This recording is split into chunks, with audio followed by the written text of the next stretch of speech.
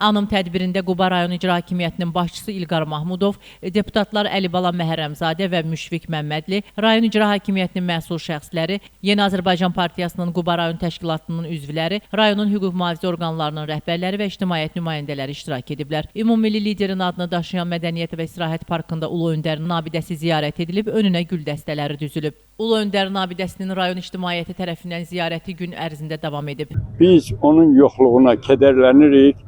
Amma ad gününə şad olur ki, belə bir dahi bugün anadan olur. Mən çox fəxr edirəm Heydərliyevlə. Heydərliyevlə mən görüşmüşəm.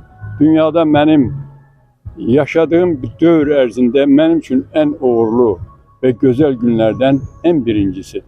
Mən bugün onun əlbəttə 100 illik medalını da mən birinci dərəcə medalı döşümdə gəzdirirəm. Mən qürur duyuram. Heydərliyev bugün bizimle olmasa da onun qoyub getdiyi varis elə bugün bizimlədir.